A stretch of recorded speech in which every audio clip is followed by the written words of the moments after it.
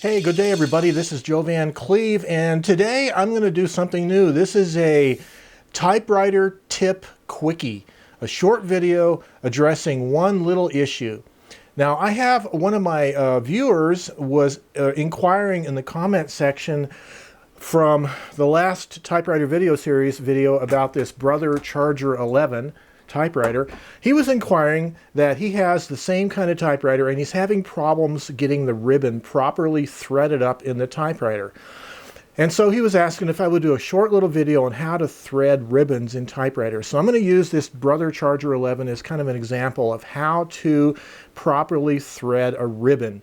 And it's really easy once you get the hang of it. So let's get into it. Well, first of all, I'm going to wear some gloves just because you'll get ink on your hands for certain when you do this. And if you don't want to go to the trouble of having to wash your hands, and especially touching the paint of the body of your typewriter, you're going to get some smudgy, inky fingerprints all over your typewriter. So just for the sake of cleanliness, I'm going to put gloves on, but I'm going to take the ribbon cover off. And you know, the ribbon cover has these two little prongs that engage each into the little rubber grommets here. So just pull off the cover gently without bending the prongs. Okay, so these are your two ribbon spools. This is what's called the ribbon vibrator. That's where the actual ribbon is threaded through. And then there are two little fork-like guides, one here and one here with little slots in them. So I'm going to remove this ribbon and we're going to re-thread it. So in this particular Brother, you have these two little spring-loaded arms that are designed to keep the ribbon pressed tightly against the reel so that it doesn't unspool itself into the machine. So to take the ribbon off, of course, you're going to just relax the arm and pick it off like that. And I usually kind of wind them up and stick them in the segment. And then what I find helps if you hit the shift lock key, get the ribbon vibrator a little bit more easy access. So what I'm going to do is first unthread the ribbon, and then we'll talk about how to properly thread it back up. Okay, you notice on the bottom of the ribbons on these universal style reels, it has a hole that's kind of square shaped. It's kind of a spring-loaded hole. It'll accommodate several different size shafts on different models of typewriters. And there's also 6 little kind of star-shaped slots surrounding the center hole.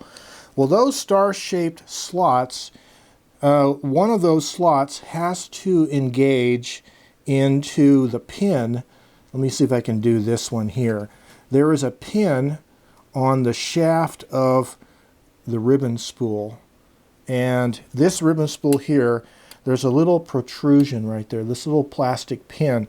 When you put the ribbon spool onto the shaft, you want that little protruding pin to go into one of these slots on the bottom of the typewriter reel. Okay, so the first thing I'm going to do to put the ribbon back on, I'm going to start on the left side. I'm going to pull this lever back and I'm going to set my reel back down, and I'm going to try to get the plastic pin to fit into the slot like that. And you should see the top shaft coming just above the top of the reel.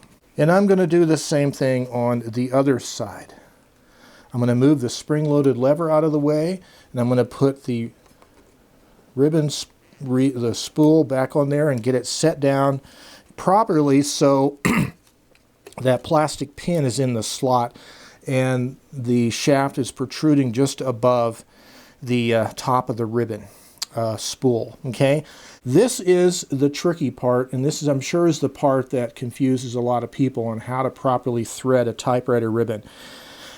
So there are a set of guides in the middle, and then there is another set of guides that has like a long, skinny little loop-like opening just outboard of that. The typewriter ribbon has to thread in here so it is behind the center guides. It is close to the platen.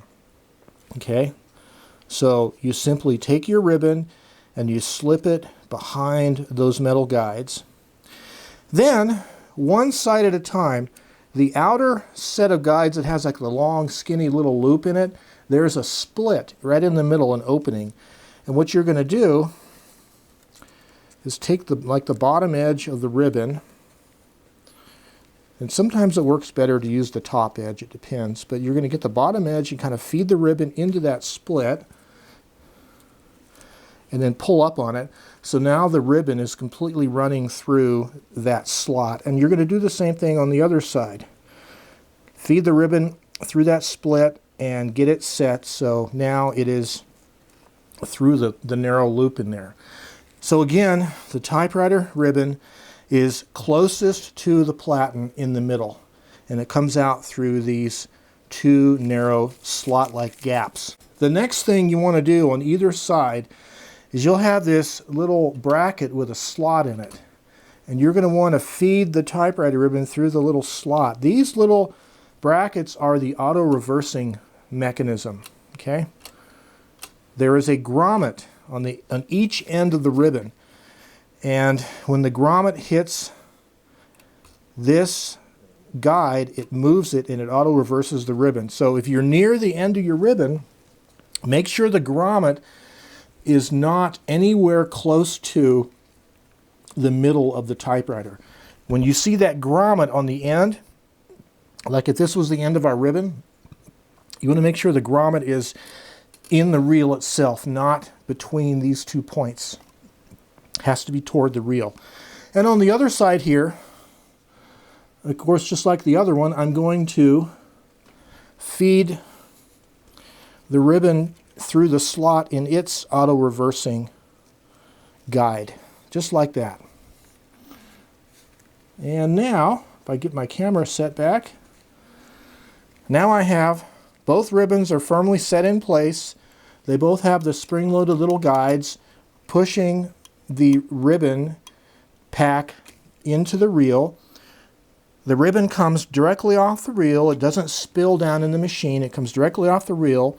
It goes through the slot in each one of the auto-reversing brackets, and then it goes through the front of these tall little slits and then behind the middle of the ribbon vibrator. And that is how you thread a ribbon in a typewriter such as this brother. And you might notice after threading your ribbon that the little paper guide here gets all dirty with red or black ink from the ribbon. So it's always a good idea to take a Kleenex or a soft cloth and kind of wipe up all the excess ink, because you're going to probably make a mess of it just touching it with your fingers that have all the ink on them now. And wipe off your fingers good before you touch the case of the typewriter, the body of the typewriter, unless you want to have to do a cleaning job with it.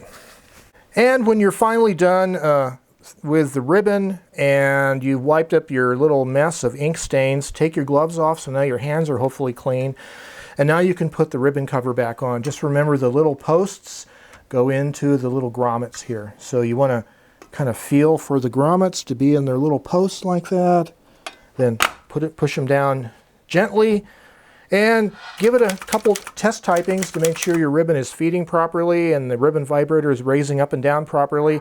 Again, make sure the grommets that are at the end of the ribbon are in the pack of the reel itself, not inboard of the auto-reversing brackets. This is Joe Van Cleve, and this has been a typewriter tip shorty. Good luck with threading your ribbons, and until next time, you have yourselves a great day.